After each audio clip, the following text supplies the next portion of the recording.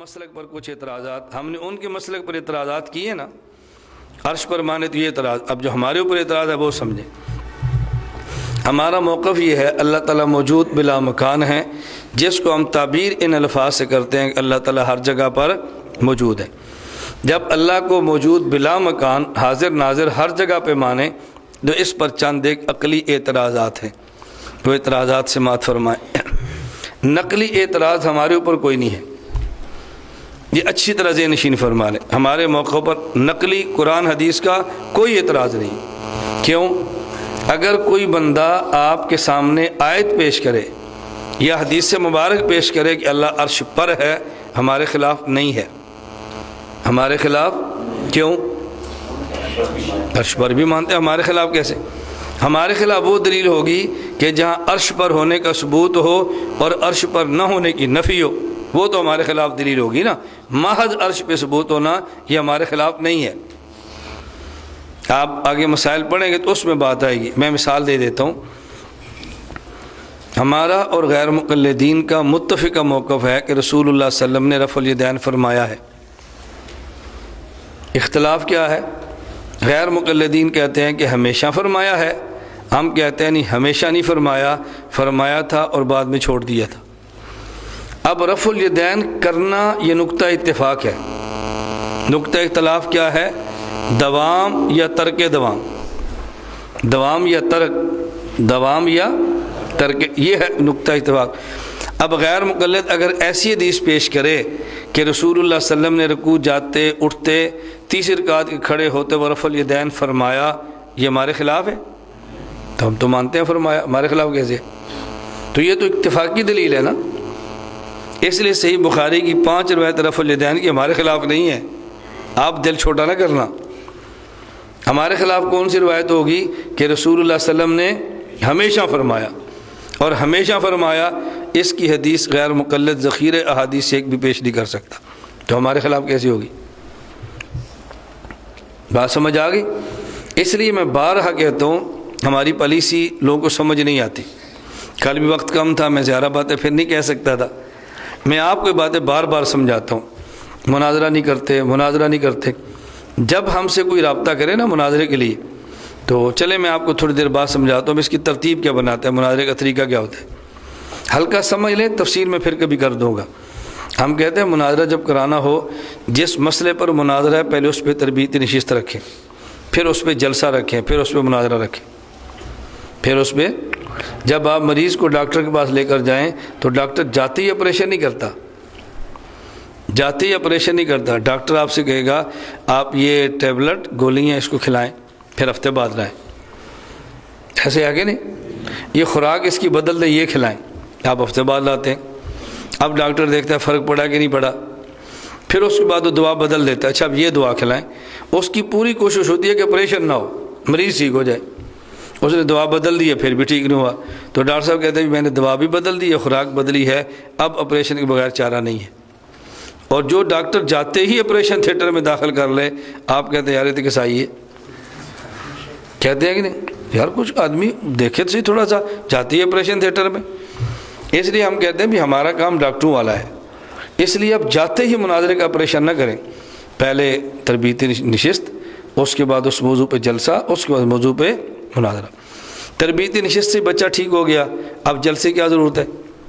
اور جب جلسے سے ٹھیک ہو گیا مناظرے کی کیا ضرورت ہے؟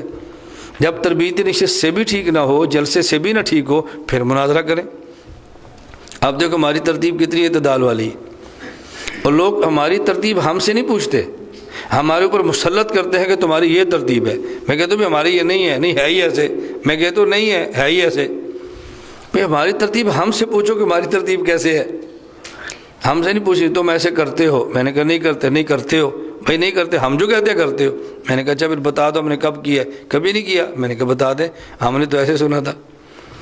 میں نے کہا وہی بات، ہم نے ایسے سنا تھا، غیروں سے سنا تم نے، غیروں سے کہا تم نے، کچھ ہم سے سنا ہوتا، کچھ ہم کو کہا ہوتا۔ ہم سے سنو، ہم سے بات کرو، نہ ہم سے سنتے ہیں نہ میں کہتے ہیں۔ ایک درسگاہ سے جاتے ہیں، ہمارے خلاف ایک تقریر فرما دیتے ہیں، اور ہم نے چونکہ طے کیا ہے کہ لڑائی اپنوں سے نہیں ہے، ہم برداشت کرتے ہیں، اس برداشت کرنے پر بھی اللہ اجر عطا فرمائیں۔ کیونکہ ہمارا مقصد صرف اللہ سے اجر لینا ہے، صرف اللہ کی رضا ہے، صرف خالص اللہ کے لیے ہے۔ میں کس درد سے بات آپ کو سمجھاؤں، ہماری خالص اللہ کے لیے جنگ ہے، خیر ہو یا کہیں بھی ہو، اللہ کے لیے بس لوجہ اللہ کام کریں تو پھر مزے ہی مزے ہیں، پھر لطف ہی لطف ہے۔ اللہ ہم سب کو بات سمجھنے کی توفیق عطا فرمائے۔ تو میں خیر سمجھا رہا تھا کہ ہمارے خلاف کوئی نقلی دلیل نہیں ہے، یہ بات ذہن نشین ہو گئی۔ ہمارے خلاف عقلی دلیلیں پیش کریں گے، ہم اس کے جواب دیں گے۔ ہمارے مسلک پر نمبر 1 یہ اعتراض سن، غیر مقلد کہتے ہیں اگر اللہ ہر جگہ پر ہیں تو کیا اللہ بیت الخلاء میں بھی ہیں؟ اب اگر آپ کہیں بیت الخلاء میں نہیں ہیں تو وہ جو عقیدہ تھا کہ ہر جگہ پر ہیں، عقیدہ ٹوٹ گیا۔ اور اگر آپ کہیں کہ اللہ تعالیٰ بیت الخلاء میں ہیں تو آپ کا ادب ٹوٹ گیا۔ اللہ کے بارے میں کیسے کہیں کہ اللہ بیت الخلاء میں ہے؟ اگر کہیں اللہ تعالیٰ بیت الخلاء میں نہیں تو عقیدہ گیا، اگر کہہ دیں ہے تو پھر ادب گیا۔ ہم عقیدہ بھی نہیں چھوڑتے، عقیدت بھی نہیں چھوڑتے، بات سمجھ آ رہی ہے؟ ہاں، ہم ادب بھی نہیں چھوڑتے۔ بعض لوگ توحید کی آڑ میں گستاخ بنتے ہیں اور بعض ادب کی آڑ میں مشرک بنتے ہیں۔ ہم توحید کی آڑ میں گستاخ بھی نہیں بنتے اور ادب کی آڑ میں مشرک بھی نہیں بنتے، اس لیے میں کہتا ہوں کہ ہم مؤدب بھی ہیں، موحد بھی ہیں، نہ گستاخیاں کرتے ہیں نہ شرک کرتے، اعتدال کا راستہ اختیار کرتے ہیں۔ تو پہلا سوال کیا ہے کہ اللہ بیت الخلاء میں بھی ہے؟ اگر کہیں بیت الخلاء میں ہے تو پھر عقیدت ختم ہو گئی، اگر کہ بیت الخلاء میں نہیں ہے تو پھر عقیدہ ختم ہو گیا۔ ہم عقیدہ اور عقیدت دونوں کا تحفظ کرتے ہیں، اس لیے جواب سمجھو ذرا۔ پہلا جواب یہ ہے کہ بعض چیزیں ایسی ہیں ان کو آدمی اجمالاً بیان کرے تو کر سکتا ہے اور تفصیلاً بیان کرے تو خلاف ادب ہوتا ہے۔ اجمالاً کہے تو ادب ہے اور تفصیلاً کہے تو بے ادبی ہے۔ اللہ ہر جگہ پر یہ اجمال ہے، اللہ کہاں کہاں ہے یہ تفصیل ہے۔ اجمالاً کہو گے تو ادب ہے اور تفصیلاً کہو گے تو بے ادبی ہے۔ اگرچہ کہنے کی گنجائش ہوگی لیکن ہوگی بے ادبی، ہم بے ادبی سے بچتے ہیں۔ اس کی ہم مثالیں دیتے ہیں۔ نمبر 1 مثال سمجھو، کوئی شخص اپنی بیٹی نکاح کر کے کسی کو دے تو اپنے داماد کو یہ تو کہہ سکتا ہے کہ میری بیٹی کے حقوق کا خیال رکھنا، اس کے حقوق ادا کرنا، اس کا خیال رکھنا، لیکن حقوق گنوا بھی سکتا ہے، اس کا یہ بھی حق ادا کرنا، یہ بھی حق ادا کرنا۔ باپ بھلا اپنی زبان سے کیسے کہے گا؟ حضرت علی المرتضیٰ رضی اللہ تعالیٰ عنہ نے مسئلہ پوچھنا تھا تو رسول اللہ صلی اللہ علیہ وسلم سے نہیں پوچھتے تھے، کیوں؟ حضور کے داماد ہیں۔ تو انہوں نے صحابی سے کہا انا رجل کثیر المزہ، مجھے مزی بہت آتی ہے، اس سے وضو ہے یا غسل ہے؟ چونکہ حضور کی بیٹی میرے نکاح میں ہے، میں نہیں پوچھ سکتا، تو پوچھ۔ اب یہ ادب کا تقاضا ہے نا۔ اس صحابی نے جا کر پوچھا یا رسول اللہ اگر کوئی شخص اپنی بیوی سے کھیلے اور مزی نکل جائے تو غسل ہوتا ہے یا نہیں؟ آپ نے کیا فرمایا؟ کل فحل یمزی وفیہ الوضوء، جو مرد ہے بیوی کے ساتھ کھیلے گا مزی نکل جائے گی، اس سے وضو ہے، غسل نہیں ہے۔ اب دیکھو علی نے مسئلہ بھی پوچھ لیا اور ادب کو جانے بھی نہیں دیا۔ آدمی ایسی بات اپنے سسر سے تو نہیں نہ کر سکتا، مسئلہ ٹھیک ہے۔ تو آدمی داماد کو یہ تو کہہ سکتا ہے بھئی میری بیٹی کا خیال رکھنا، میرا لخت جگر ہے، میں نے پال پوس کے تیرے حوالے کی ہے، اس کو تنگ نہ کرنا، اس کے حقوق کا خیال رکھنا، لیکن حقوق گنوا نہیں سکتا، کس کس حق کا خیال رکھنا۔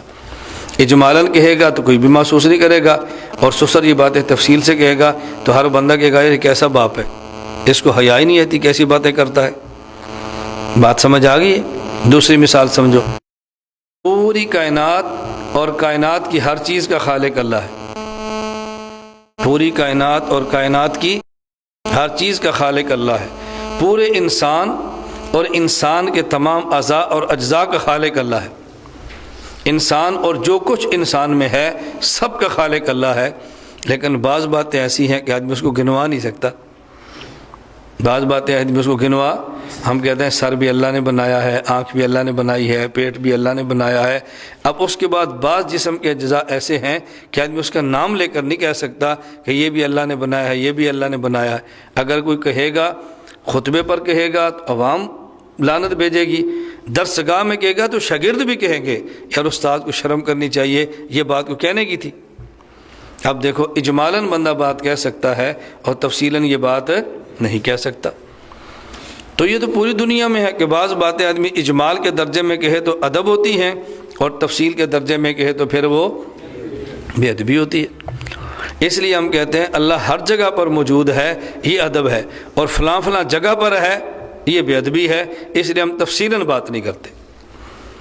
اور بعض غیر مقلد اس قدر بے ادبی میں جری اور آگے بڑھ جاتے ہیں، اللہ ہماری حفاظت فرمائے، اللہ ان کو بھی ادب کی توفیق عطا فرمائے۔